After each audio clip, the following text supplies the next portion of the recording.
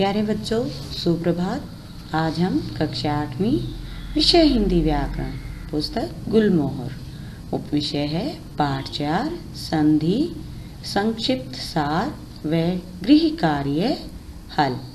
प्यारे बच्चों, आज हम अपना व्याख्यान 3 पढ़ेंगे। जैसा कि हम अपना व्याख्यान 1 व 2 पढ़ चुके हैं। व्याख्यान 1 में मैंने संधि किसे कहते हैं, संधि के कितने भेद हैं, स्वर संधि के भेदों का वर्णन किया। उसके पश्चात व्याख्यान 2 में मैंने व्यंजन संधि व विसर्ग संधि को समझाया। आज हम अपने व्याख्यान 3 में संक्षिप्त सार यानी पाठ से संकेत बिंदु, मुख्य बिंदु पढ़ेंगे और एक सार की तरह उसको पढ़ेंगे। अब पढ़ते हैं अपना व्याख्यान 3। संक्षिप्त सार। संक्षिप्त सार का अर्थ होता है कि उसको संक्षेप में पढ़ना। जैसा कि अब तक हमने व्याख्यान 1 और 2 में अपने पाठ को पूरी तरह से पढ़ा। अब इसके जो संकेत हैं, जो मुख्य बातें हैं, वो मैं एक बार दोहराती हूँ। संधि शब्द का अर्थ होता है मेल। जैसा कि बेटा आप पढ़ चुके हैं, पढ़ भी रहे हैं कि संधि क्या होती हैं। 2 व्याख्यान में हमने संधि को ही दोहराया है। संधि शब्द का अर्थ मेल होता है, मिलाप होता है, 2 वर्णों के मेल से जो परिवर्तन होता है। संधि हमेशा 2 ध्वनियों, 2 वर्णों के बीच ही होती है और उनके वर्णों के मेल से जो परिवर्तन होता है उसे संधि कहते हैं। 2 वर्णों का मेल अत्यंत निकटता के कारण होता है, तब उनमें कोई न कोई परिवर्तन होता है, वही संधि के नाम से जाना जाता है।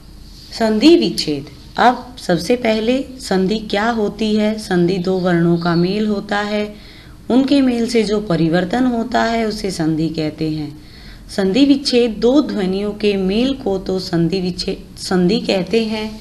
इसके विपरीत यदि किसी शब्द की ध्वनियों को अलग अलग करके संधि से पहले वाली स्थिति में रख दिया जाता है तो वह संधि विच्छेद कहलाती है। अब जैसे वर्ण विच्छेद और संधि विच्छेद। संधि 2 वर्णों के बीच और वर्ण विच्छेद क्या होगा, प्रत्येक वर्ण के बीच। अब यहाँ पर संधि विच्छेद का अर्थ है अलग करना।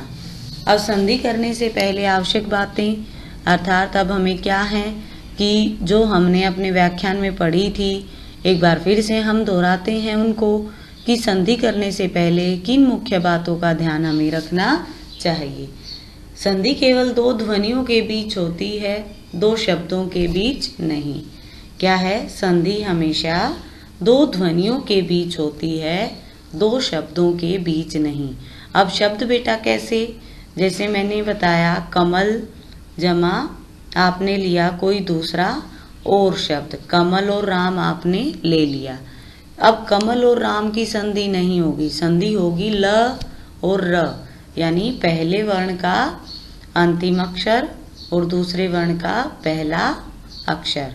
अब यहाँ पर क्या है, संधि केवल 2 ध्वनियों के बीच होती है, 2 शब्दों के बीच नहीं होती। संधि होते समय मेल होने वाली ध्वनियों में परिवर्तन हो जाता है। अब परिवर्तन आपने स्वयं देखा है, जैसे अ जमा अ आ बन गया, अ जमा आ बन गया, आ जमा अ फिर भी क्या बना, आ बन गया। तो ये कौन सी संधि में होता है, दीर्घ संधि में। दीर्घ संधि में क्या होता है कि हमेशा हमें दीर्घ स्वर की ही प्राप्ति होती है।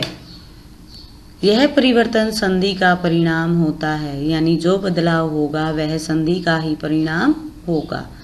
यह परिवर्तन कभी पहली ध्वनि में होता है, कभी दूसरी ध्वनि में, तो कभी दोनों में ही। अब ये परिवर्तन क्या है, कभी पहली ध्वनि में होगा, कभी दूसरी ध्वनि में होगा और कभी दोनों की दोनों ध्वनियों में ही हो जाएगा। देखो बेटा, जब भी हम संधि करते हैं, संधि से पहले हमें उनके नियमों का जानना अत्यंत आवश्यक होता है किसी भी विषय को पढ़ने से पहले उसके नियम जानना आवश्यक होते हैं, क्योंकि नियम के बगैर हमें कोई भी वस्तु नहीं पढ़ सकते और ना ही वो अच्छी प्रकार से हमें समझ आती है। जब तक हमें नियम नहीं पता होंगे तब तक हम आगे किसी भी विषय को नहीं पढ़ सकते, चाहे वो विषय आपका हिंदी है या आपका इंग्लिश है या आपका कोई भी विषय है, मैथ्स है। अब मैथ्स में भी फॉर्मूलाज लगाते हैं आप, उसी प्रकार व्याकरण में भी नियम के अनुरूप ही आपकी व्याकरण चलती है। आगे है अब संधि के भेद। अब तक हमने संधि को पढ़ा, संधि के किसे कहते हैं, संधि विच्छेद किसे कहते हैं।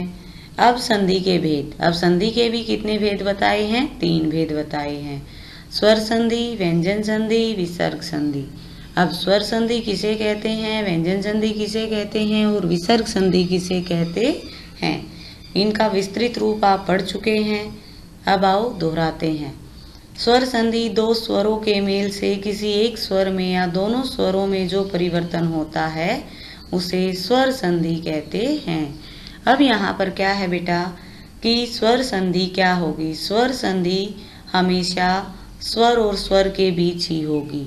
अब स्वर आपको पता है स्वर क्या होते हैं, यानी जो दूसरे, जिनको बोलते समय दूसरे वर्णों की सहायता न लेनी पड़े, उन्हें स्वर कहते हैं। अब स्वरों की संख्या कितनी है? 12 है। अब यहाँ पर जब अ और अ यानी अ जमा आ क्या मिलेगा हमें? आ। तो यहाँ पर क्या है कि स्वर और स्वर का मेल होगा और उनमें जो परिवर्तन होगा उसे ही हम स्वर संधि कहते हैं। जैसे शिवालय, शिव जमा आलय, तो यहाँ पर क्या मेल हुआ है? शिव, व में क्या है? अ और इधर आ, अ जमा आ, क्या मिल गया हमें? आ। तो शिवालय, शिवालय का अर्थ क्या होता है? शिव का घर। हिम जमा आलय, हिमालय, बर्फ का घर। अब है स्वर संधि के भेद। अब स्वर संधि के कितने भेद होते हैं? स्वर संधि के 5 भेद होते हैं। कौन कौन से हैं?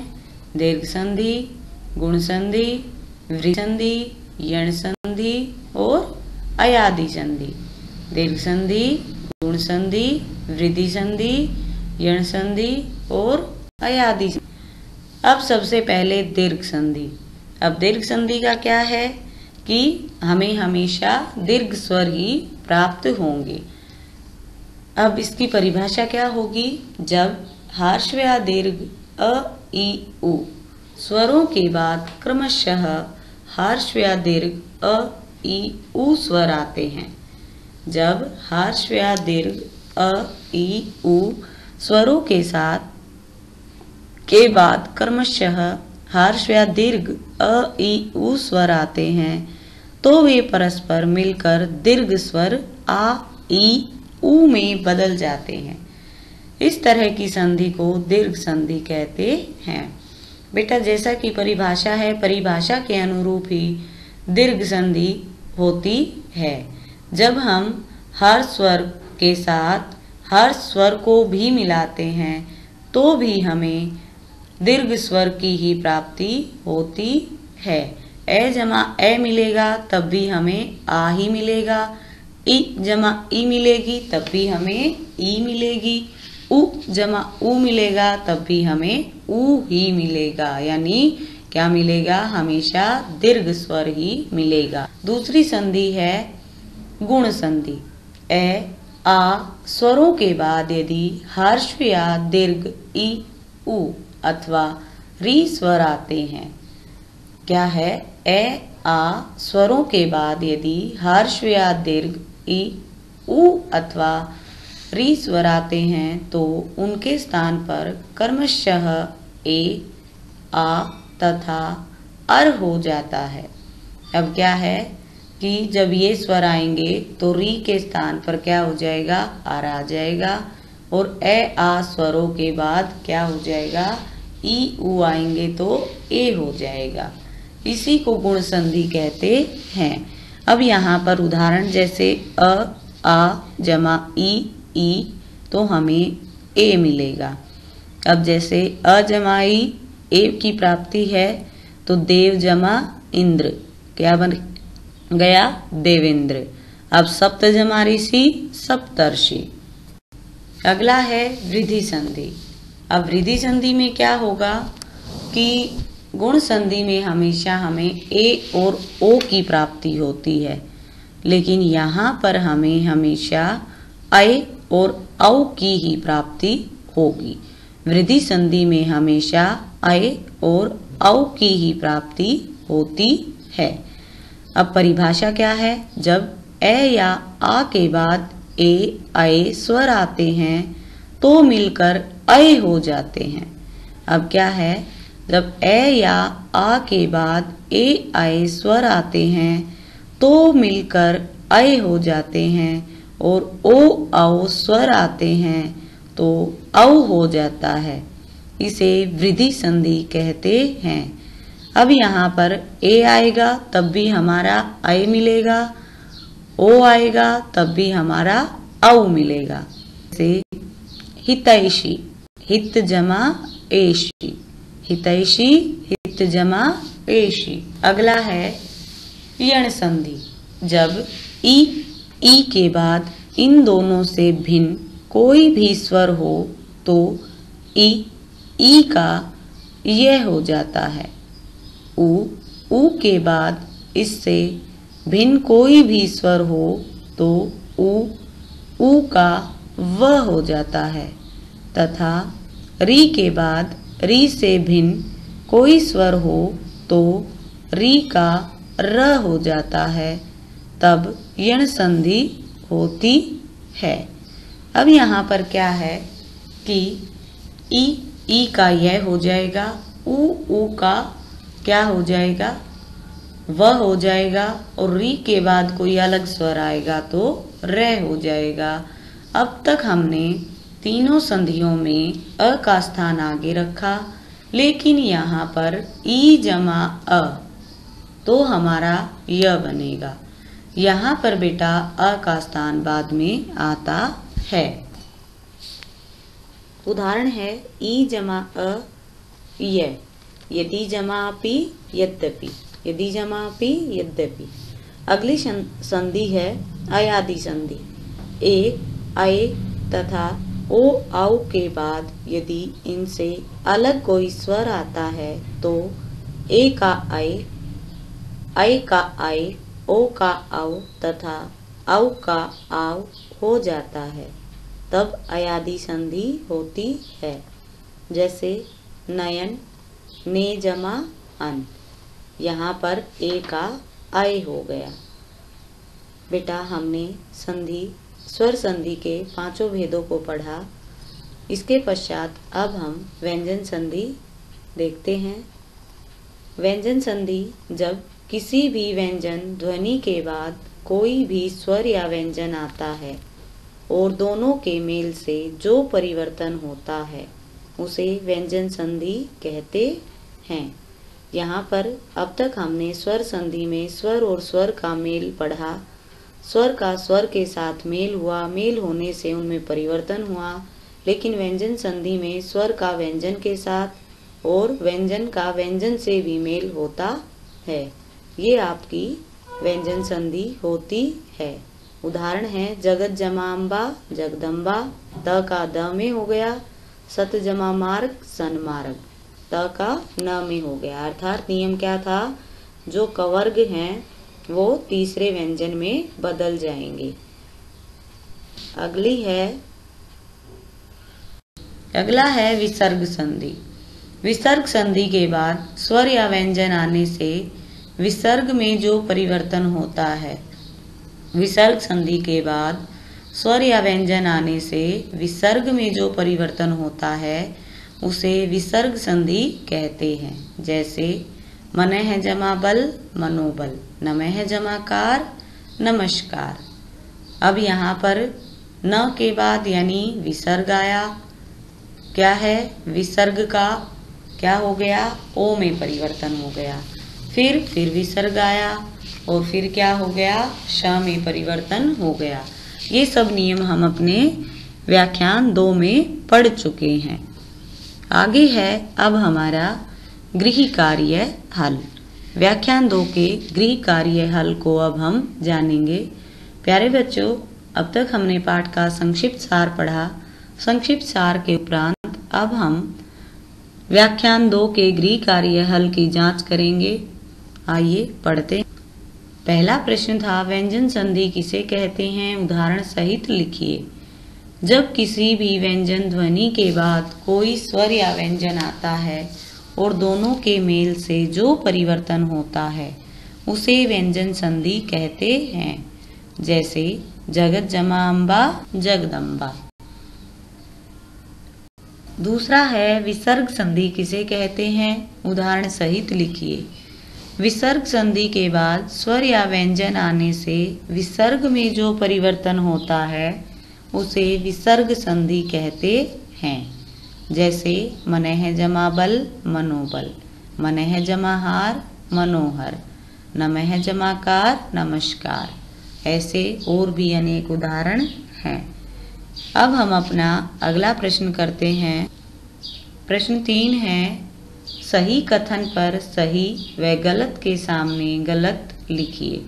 अब यहाँ पर बेटा कुछ प्रश्न दिए गए हैं, कुछ वाक्य दिए गए हैं।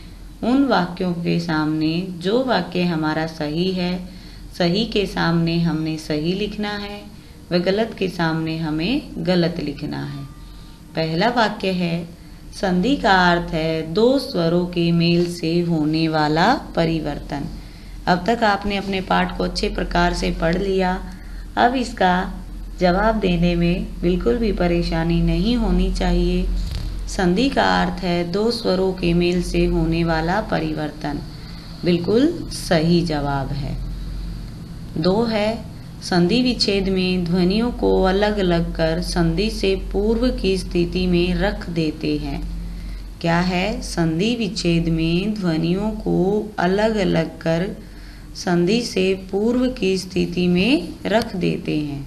इसका जवाब भी बिल्कुल सही है, क्योंकि विच्छेद में क्या होता है? ध्वनियों को अलग किया जाता है और संधि से पहले वाली स्थिति में ही रख दिया जाता है। अगला है, स्वर संधि में दो स्वरों का और व्यंजन संधि में केवल दो व्यंजनों का ही संयोग होता है। स्वर संधि में दो स्वरों का और व्यंजन संधि में केवल दो व्यंजनों का ही संयोग मेल होता है। अब आप बताइए, व्यंजन संधि में स्वर नहीं होते हैं, इसलिए यह कथन बिल्कुल गलत है, क्योंकि व्यंजन संधि में स्वर और व्यंजन का भी मेल होता है। इसलिए यहाँ पर वाक्य क्या है? स्वर संधि में दो स्वरों का और व्यंजन संधि में केवल दो व्यंजनों का ही संयोग होता है। बिल्कुल गलत। दीर्घ संधि में अ ई उ स्वरों का अ ई उ स्वरों के साथ मेल होता है। बिल्कुल सही है, क्योंकि दीर्घ संधि हमेशा हर स्वर और दीर्घ स्वर के बीच ही होती है। हर स्वर का दीर्घ स्वर के साथ मेल होगा तब भी हमें दीर्घ स्वर की प्राप्ति होगी, और दोनों हर स्वर का मेल होगा तब भी हमें दीर्घ स्वर की ही प्राप्ति होगी। अगला कथन है, अ जमा री के मेल से अर बनता है। बिल्कुल सही है, और ये गुण संधि का ही उदाहरण है। अ जमा री के मेल से अर बनता है। अगला है, नरेंद्र। नर जमा इंद्र यण संधि का उदाहरण है। नर जमा इंद्र। अब आप बताइए, जितना कि आपने समझा है कि अ और ई का मेल क्या होगा? ए बनाएगा, और ए किस में मिलता है? गुण संधि में। इसलिए नर जमा इंद्र यण संधि का उदाहरण नहीं है, यह गुण संधि का उदाहरण है। इसलिए यहाँ पर यह कथन हमारा गलत है। अगला प्रश्न है, कोष्टक में दिए गए शब्दों की सहायता से रिक्त स्थान भरिए। अब यहाँ पर कोष्टक में शब्द दिए गए हैं, वो सही शब्द आपको यहाँ पर रिक्त स्थान की पूर्ति करनी है। संधि दो स्वरों दो डैश अथवा स्वर तथा व्यंजन ध्वनियों के बीच होती है। कोष्टक में शब्द दिए गए हैं व्यंजनों या स्वर, तो स्वर हमारा पहले आ गया है। संधि दो स्वरों दो व्यंजनों अथवा स्वर तथा व्यंजन ध्वनियों के बीच होती है। यहाँ पर रिक्त स्थान में व्यंजनों आएगा। अगला है, संधि की विपरीत प्रक्रिया जिसमें ध्वनियों को अलग अलग करके रखा जाता है डैश डैश कहलाती है। अब यहाँ आपके सामने दो ऑप्शन हैं, संधि विच्छेद और संधि। तो यहाँ पर क्या आ जाएगा? अलग अलग करने की प्रक्रिया, यानी उसके विपरीत का संधि की विपरीत प्रक्रिया। अब उल्टी प्रक्रिया जिसमें ध्वनियों को अलग किया जाता है तो वो संधि विच्छेद कहलाती है। मेल करना, परिवर्तन लाना संधि कहलाती है, लेकिन उनको अलग करना संधि विच्छेद कहलाती है। अगला है ए आ स्वरों के बाद यदि ओ औ स्वर आते हैं तो अ आ का डैश डैश हो जाता है। तो यहाँ पर हमारे फिलअप हैं ओ औ और ए। तो यहाँ पर हमारा ए आ स्वरों के बाद ओ औ आएगा तो हमारे ओ औ हो जाएगा। फिर है ई स्वरों के बाद यदि इनसे भिन्न स्वर आता है तो ई का यह हो जाता है। अब यहाँ पर ई स्वरों के बाद यदि इनसे भिन्न स्वर आता है तो ई का डैश हो जाता है। तो यहाँ पर यह और दो शब्द दिए गए हैं तो यहाँ पर क्या आएगा, यह हो जाएगा। जब क व्यंजन के बाद यदि कोई स्वर आता है तो क का परिवर्तन डैश में हो जाता है। तो क का परिवर्तन ग या घ, क का परिवर्तन उसके तीसरे व्यंजन, क्योंकि हमने बताया था कवर्ग हमेशा जो वर्ग का पहला यानी जो वर्ग है हमारे पांच वर्गों में जो पहला वर्ग है उसका तीसरे में बदल जाएगा, कवर्ग गवर्ग में, यानी क का ग में परिवर्तन हो जाएगा। तो यहाँ पर ग और घ तो किस में आ जाएगा, ग में।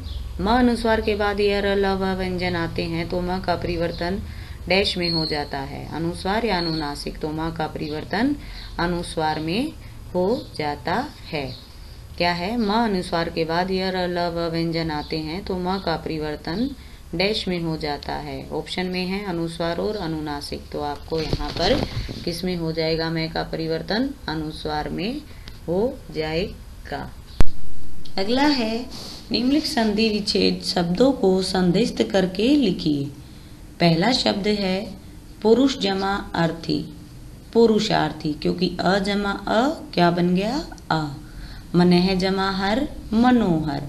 ए अब यहाँ पर क्या है, विसर्ग है और विसर्ग के बाद क्या होगा, ओ में परिवर्तन हो जाएगा। ये नियम आप पढ़ चुके हैं। सु जमा सुप्ति, सुसुप्ति। अब यहाँ पर सु जमा सुप्ति, सुसुप्ति। राम जमा अयन, रामायण। राम जमा अयन, रामायण। सम जमा योग, संयोग। सम जमा योग, संयोग। जगत जमा जननी, जग जननी। जगत जमा जननी, जग जननी। अगला प्रश्न है संधि विच्छेद कीजिए। अब बेटा यहाँ पर क्या है, संधि शब्द दिए हैं और उनका आपको विच्छेद करना है।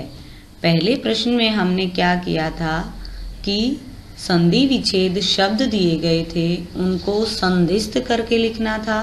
लेकिन अब प्रश्न क्या है कि संधि विच्छेद करना है। संधिस्थ शब्द यहाँ पर दिए गए हैं, उनका आपको क्या करना है, विच्छेद करना है। पहला शब्द है आपका उद्घाटन। तो उद्घाटन, उत जमा घाटन। पित्रादेश, पितृ जमा आदेश। पित्रादेश, पितृ जमा आदेश। उज्ज्वल, उत जमा ज्वल। उज्ज्वल, उत जमा ज्वल। पद्धति, पद जमा हति। पद्धति, पद जमा हति। नाविक, नौ जमा इक। नौ जमा इक। अगला है महा जमा औदार्य। महा जमा औदार्य। महुदार्य। महुदार्य। अनु जमा अय, अन्वय। अनु जमा अय, अन्वय। पर जमा उपकार, परोपकार। पर जमा उपकार, परोपकार। मही जमा ईश, महेश। मही जमा ईश, महेश। गण जमा ईश, गणेश। अगला है संगीत। सम जमा गीत, संगीत। पर्यावरण, परि जमा आवरण। संशय, सम जमा शय। सम जमा शय। दुर्गुण, दुहु जमा गुण। दुर्गुण, दुहु जमा गुण। नीरस, निहि जमा रस। शास्त्रार्थ शास्त्र जमा अर्थ। प्यारे बच्चों, जैसा कि हमने व्याख्यान 1, 2 व 3 में संधि को पढ़ा, संधि पढ़ने के पश्चात मैं आपको संधि से संबंधित प्रदत्त कार्य दूंगी। वह कार्य आपको एडक्वार्क पे मिल जाएगा, जहाँ पे आप अपना गृह कार्य देखते हैं। आज आपको वह असाइनमेंट मिल जाएगा। वह असाइनमेंट आपको अपनी रफ उत्तर पुस्तिका में लिखना है। जब आपको उसका सॉल्यूशन मिलेगा, हल मिलेगा, तब आपको वह अपनी हिंदी की उत्तर पुस्तिका में सुंदर लेख में लिखना है। पहले आपको वह स्वयं करना है, उसके पश्चात उसके हल को जांचना है। यह पाठ आपको अच्छी तरीके से याद करना है। इसकी परीक्षा आपकी MCQ की तरह होगी और अब की बार कैसे होगी? MCQ क्वेश्चन की तरह ही होगी। आज आपको वह इस कार्य के साथ असाइनमेंट भी करना है। मिलते हैं अगले व्याख्यान में। धन्यवाद।